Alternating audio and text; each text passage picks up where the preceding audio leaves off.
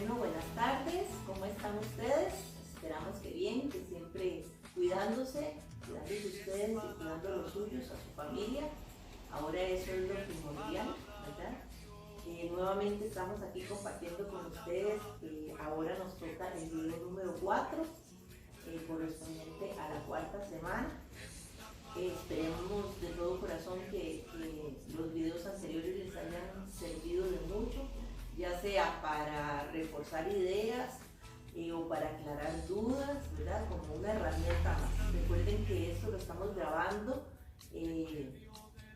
incluso con sus propias respuestas, ¿verdad? Entonces nada más es una cuestión como de repaso, ¿verdad? Entonces, como les decía, ya estamos aquí en el cuarto video para ver cómo hoy conversamos y reflexionamos con este tema. Bueno, buenas tardes. Igual como decía Gis, ¿verdad? Estamos en este cuarto video y esperamos que los anteriores y los que vienen, ¿verdad?, les sean de mucha ayuda. Es una herramienta más, ¿verdad?, para complementar un poco las clases de los videos, ¿verdad?, que les hemos compartido de el Padre Manuel. Entonces, con mucho cariño, vamos a empezar. La primera pregunta de esa semana decía así: de acuerdo a la lectura, ¿cómo llama Mateo a Pedro en el pasaje de Mateo 16, versículos del 17 al 19? Y según lo que explica el Padre Manuel, ¿cuál puede ser el significado? Bueno, dice que en este pasaje lo llama Simón, hijo de Jonás, sobre quien construiré mi iglesia. Y según la explicación del Padre Manuel, en este evangelio llama la atención, ¿verdad?, el papel que tiene la figura de Pedro. Y parece que en esos versículos Mateo quiso aclarar o corregir los malentendidos que existen, porque no lo presenta como ejemplo discipular, o sea, lo presenta como a una persona a la que no hay que seguir, ¿verdad?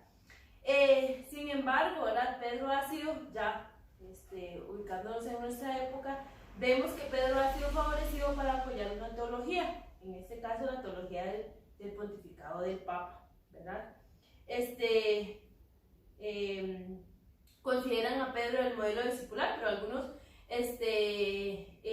investigadores no lo dejan bien parado, y lo vemos, ¿verdad?, en el Evangelio de Mateo principalmente, ¿verdad?, en muchos textos en donde la figura de Pedro no es vista así como con muy buen ojo. Entonces encontramos eso muy llamativo, exclusivo en el Evangelio de Mateo, ¿verdad? Y lo cierto es que discípulo uno de Jesús, ¿verdad?, parece que Pedro, por su impulsividad, también es piedra de tropiezo. De hecho, Jesús en varias ocasiones le dijo palabras muy fuertes, ¿verdad? Los encontramos en los mismos textos. Cuando Jesús se vuelve y le dice: apártate de mí, Satanás, ¿verdad?, eres piedra de tropiezo. Y en otras también que el Evangelio de Mateo nos lo deja entrever ahí, ¿verdad?, de que no es que queda bien, ¿verdad? Y ahí podemos ver entonces, ya hemos visto, en lo que llevamos de todos estos videos, hemos visto que cada evangelista tiene una intencionalidad. En este caso, parece ser que la intención de Mateo es aclarar, ¿verdad?, tal vez una mala interpretación que se ha hecho durante mucho tiempo, pero él quiere poner la centralidad en Jesús y no en Pedro, ¿verdad? Lo hemos visto también en otros textos. Entonces aquí, quería hablar también con esto de apártate de mí, Satanás, ¿verdad?, que ya lo hemos hablado en otras ocasiones cuando vemos en los talleres presenciales, ¿verdad? Ese Satanás o ese Satán que no es el personaje rojo con cachos y cola, ¿verdad?, sino es una actitud de una persona que está en contra del proyecto de Jesús, que lo está rechazando y que está dividiendo la comunidad, ¿verdad? Recordemos que cada personaje representa a un grupo de la comunidad. Pedro en este momento está representando a un grupo de la comunidad que no está aceptando realmente el proyecto de Jesús como Jesús lo está planteando, ¿verdad? Quiere hacer las cosas, digamos, a su manera. Bueno, entonces seguimos con la segunda pregunta, ¿verdad? Dice: según pudimos ver, ¿cuál es el significado de la palabra amigo en el Evangelio de Mateo y con qué intención se da? De ejemplos. El significado de la palabra amigo, ¿verdad?, es muy curioso. curioso cómo nos lo presenta Mateo, ¿verdad? Porque nos lo presenta de una forma irónica, ¿verdad? Dice que es muy difícil de comprender y es desconcertante porque cada vez que el Evangelio de Mateo, ¿verdad?, a una persona se le llama amigo, se queda afuera del círculo, ¿verdad? Y encontramos algunos ejemplos, como por ejemplo los trabajadores de la viña, ¿verdad?, a quien el dueño de la viña les pagó lo mismo, sin importar la hora en que comenzaron a trabajar. Ese es un ejemplo. El otro ejemplo lo tenemos con Judas, ¿verdad? Cuando entregó a Jesús, ¿verdad?, con un beso. Entonces, él quedó fuera del movimiento discipular. También el otro ejemplo es el joven que llegó al banquete de bodas en su traje, ¿verdad?, de fiesta. Al final, el amigo resulta un enemigo, así como nos lo presenta Mateo. Y el padre Manuel nos lo amplía, ¿verdad?, y nos dice que si se analiza desde el hecho de la narración irónica, es difícil de interpretar, y es que mediante el uso de esta figura literaria se da a entender algo muy distinto, o incluso lo contrario de lo que se dice o escribe, ¿verdad? Entonces, cuando encontremos una palabra amigo en el Evangelio de Mateo, no es, ¿verdad?, el amigo por el que nosotros entendemos, ¿verdad? Por lo tanto, a veces se produce sin querer un malentendido, lo cual puede causar problemas, ¿verdad?, si no estudiamos el texto en su contexto. Claro, si no estuviésemos aprendiendo lo que estamos aprendiendo, de que eso es una intencionalidad, o sea, que Mateo lo está haciendo a propósito, en forma irónica, utilizar el concepto para dar a entender que no todos los amigos son amigos, ¿verdad? Y en el proyecto de Jesús igual pasa. Y aquí también lo importante es ver que todas estas personas, cuando se salen del proyecto de Jesús, es por una decisión propia, no porque nadie los obliga, sino que es una cuestión de actitud, ¿verdad? A Jesús o se sigue o se rechaza.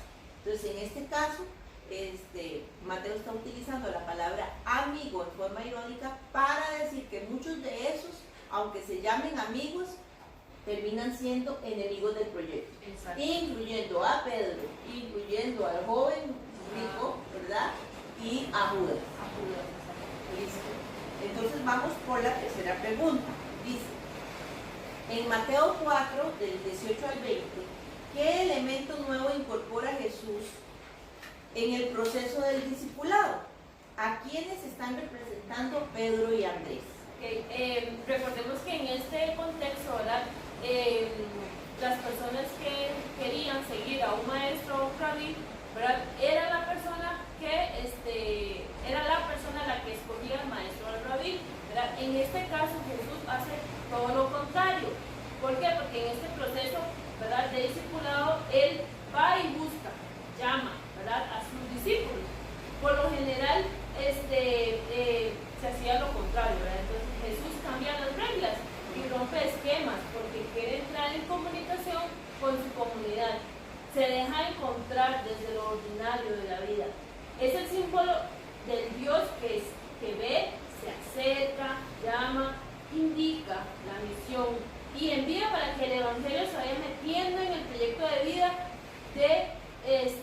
de Dios, ¿verdad? De Él, en el proyecto de Jesús. Entonces podemos ver un poco acá que con estas características que nos da Jesús, ¿verdad?, les recuerda un poco las características del Dios del Éxodo, del Primer Testamento, ¿verdad?, que nos dice que Dios vio, ¿verdad?, el sufrimiento de su pueblo, escuchó, ¿verdad?, se abajó, caminó con ellos. Entonces, Mateo nos está queriendo decir acá que las mismas características que se vieron en el Dios del Éxodo, ¿verdad?, se cumplen en Jesús, ¿verdad? Es ese que ahora, ¿verdad?, ve, ¿verdad?, y se compadece de su realidad, ¿verdad?, y actúa y quiere que otros se le presenten. Sí, hemos visto, ¿verdad?, que Mateo toma mucho de las primeras escrituras, de las escrituras del Primer Testamento, para respaldar que Jesús es el Mesías, el Hijo de Dios vivo. Y es el mismo Dios del Éxodo. Entonces, por eso se toman estas características. Eso es bonito, ¿verdad? Ese Dios de Israel, el Dios del Éxodo, que escuchó el clamor, el gemido de su pueblo y sintió el dolor de la gente pobre, excluida, marginada, y ahora es Jesús mismo, ¿verdad? El que está haciendo exactamente lo mismo, solo que está haciendo la opción igual por los pobres, por los marginados, por los excluidos, pero ahora en la persona de Jesús. Es una manera de decir que Jesús es el Dios de Israel. Exacto. Y Pedro y Andrés, ¿verdad?, eran hermanos y ambos eran pescadores, quienes de alguna manera representan al pueblo judío y fueron los primeros invitados a participar de la misión de Jesús en esta comunidad que estaba iniciando. Muy bien. Entonces nos vamos a la pregunta número 4. En comparación, bueno, aquí también hay que aclarar, ¿verdad? Que resulta que ustedes han visto que les ponemos muchas preguntas donde hay que comparar textos. Esta pregunta, por lo menos la que sigue, es para comparar. Entonces, hemos visto que algunos de ustedes contestan cosas cuando son de dos textos, contestan o de un texto o de otro texto, pero muchos no hacen la comparación. Algunos sí, ¿verdad? Y lo hacen muy bien hecho. Pero la idea es que cuando ustedes vean que hay dos textos, la idea es compararlo, ¿verdad? Porque así aprendemos más. No nos dediquemos solo a ver un texto, porque es precisamente hacer la comparación. Entonces, esta pregunta, en esta pregunta se refleja esto de lo que estamos hablando. Entonces, la pregunta dice así: en comparación de Mateo 8:14 y Marcos 1, del 29 al 31, ¿por qué cree usted que Mateo eliminó a los apóstoles de la visita de Jesús? Es decir, recordamos de qué se trataba el texto así rápidamente, porque recordemos otra cosa, aquí nosotros no podemos estar leyendo los textos porque la idea es que los videos sean cortos, y si nos ponemos a leer los textos completos, pues se alarga demasiado. Entonces, solo vamos a hacer como alusión al texto para que ustedes se acuerden de qué trataba. Ajá, este texto es el de la curación de la suegra de Pedro, ¿verdad? Y vemos, si hacemos comparación con el Evangelio de Marcos, ¿verdad? En el Evangelio de Marcos, él incluye a los discípulos en esta visita, ¿verdad?, que Jesús hace. Él tiene otra intención, ¿verdad? En esta oportunidad Mateo excluye, ¿verdad?, los deja fuera a los discípulos, ¿verdad? Porque, como nos lo ha venido diciendo Mateo, ¿verdad?, él quiere centrar a la persona de Jesús, ¿verdad? Que nadie más tenga esa providencia, ¿verdad? Él quiere que el centro de todo sea Jesús. Entonces, por eso es que en la visita a la suegra de Pedro los deja fuera, ¿verdad? Claro. No los presenta. Y es importante también porque si eso lo traemos al hoy, ¿verdad? Recuerden que Pedro fue un líder importante, eso no se lo quita a nadie, ¿verdad? Pero no puede ser que ese líder esté por encima de Jesús, ¿verdad? Que posiblemente era lo que estaba pasando en estas comunidades. El liderazgo de Pedro era tan fuerte que estaba eclipsando la fuerza de Jesús. Entonces eso no puede ser posible, y esa es la intención de Mateo, aclarar esta situación. El centro de esas comunidades y nuestros tiene que ser Jesús, y la prominencia tiene que ser Jesús, y el centro de la comunidad tiene que ser Jesús. Pueden haber líderes muy importantes, pero no pueden ser ellos el centro de la comunidad, ¿verdad? En aquella época y ahora, porque a veces hay personas que se olvidan que el proyecto no es propio, sino que es de Dios. Nosotros, como lo hemos conversado muchas veces, somos simples servidores, herramientas, ¿verdad?, que estamos al servicio de los demás. Ok, entonces en la pregunta número 5 dice: ¿a quién representa la suegra de Pedro, según el texto de Mateo 8:14? ¿Y de qué estaba enferma? Que continuando con este relato, ¿verdad?, de la suegra de Pedro, dice que la suegra de Pedro representa a la comunidad enferma, ¿verdad? Y Jesús tiene el poder de sanarla y resucitarla, porque su propuesta es de vida y no de muerte, ¿verdad? Hay que tener eso presente, que Jesús nos vino a presentar un proyecto de vida, no de muerte. La suegra es el símbolo de la comunidad postrada por tanta ley y tradiciones que muchas veces era imposible cumplir, ¿verdad? Jesús la toma de la mano, lo cual significa que la levanta, la saca del estado de esclavitud porque la resucita a una vida nueva, y por eso ella se levanta a servir. Y eso es importante porque recuerden que incluso la ley fue dada, los 10 mandamientos, las 10 normas, las 10 palabras, fueron dadas para que el pueblo de Israel se pudiera organizar y para que hubiese un respeto de unos hacia otros, ¿verdad? Son normas de vida para vivir bien, pero resulta que con el tiempo esas normas se fueron multiplicando y se fueron convirtiendo en 913 normas que eran demasiado peso para la gente, especialmente para la gente pobre, ¿verdad? Entonces esa ley, esas normas, esas palabras que fueron creadas para dar vida, se estaban convirtiendo en leyes que lo que estaban ocasionando era muerte, opresión. Entonces, por eso es que, como decía Marjorie, el proyecto de Jesús es de liberación, es de dar vida, no es de muerte. Y desgraciadamente la ley que fue creada para dar vida se está utilizando para oprimir y para dar muerte a la gente.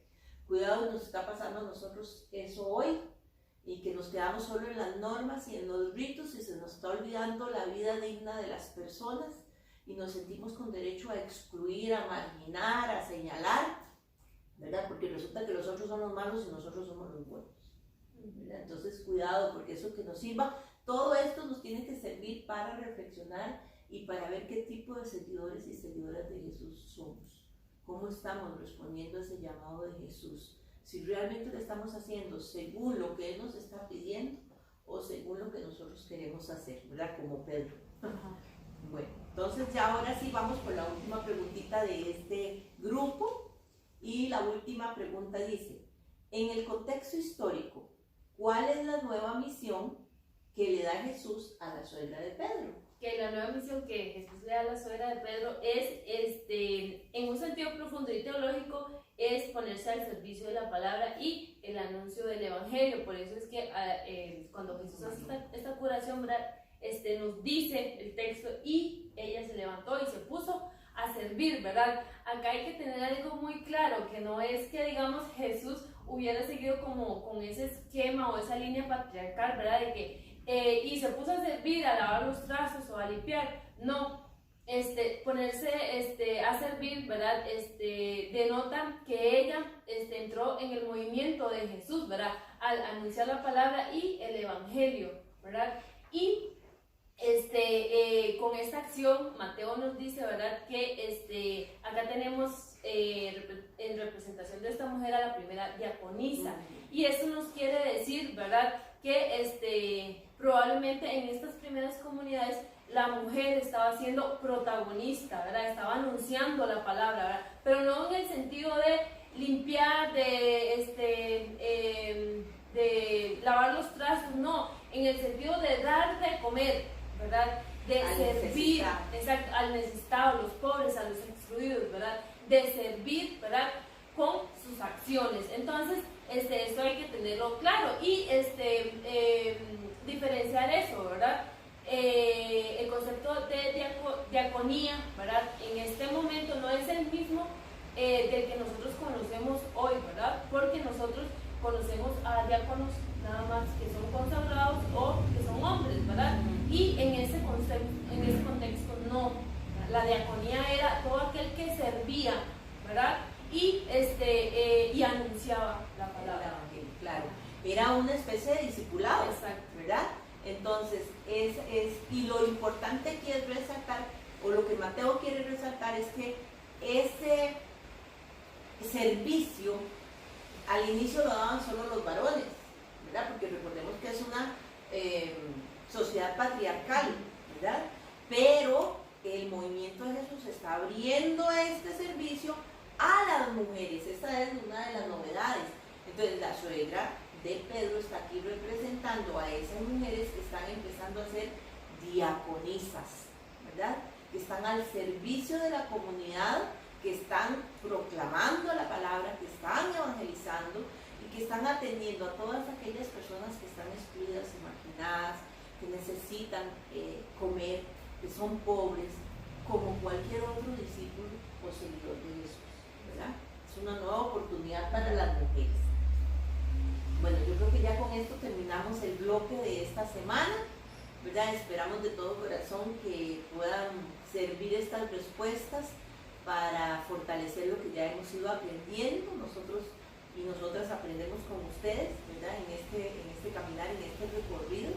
Algunas cosas ya las hemos aprendido y las hemos visto y las hemos estudiado en los talleres, pero estamos aprendiendo otras cosas y eso es muy importante. Invitarlos e invitarlas a seguir participando en cada semana cuando les envía el video nuevo, porque recordemos que estamos en lectura comunitaria de la Biblia. Entonces, entre más participemos, más aprendemos, ¿verdad? Además, tener el sentido comunitario. No caigamos en la tentación de seguir pensando en forma egoísta o individualista. Pensemos a nivel de comunidad. No es solo lo que yo aprenda, es que con lo que yo aporte pueden aprender los demás. Y ese es el sentido comunitario que tenemos que tener siempre presente. Así que un placer, esperamos vernos muy pronto en el próximo video, ¿verdad? Y que estén bien, sigan cuidándose ustedes, cuidando a sus familias, cumpliendo con las normas de salud que se nos pide, con el distanciamiento social, porque entre más nos cuidemos, más pronto vamos a salir de esto, si Dios lo permite. Y anímense, sigan participando. Nos vemos. Bueno, chao, nos vemos y ahí seguimos en contacto vía WhatsApp, grupos y también por este medio, ¿verdad? Igual como decía Giselle, ¿verdad? A cuidarnos. Chao. Chao, que estén bien.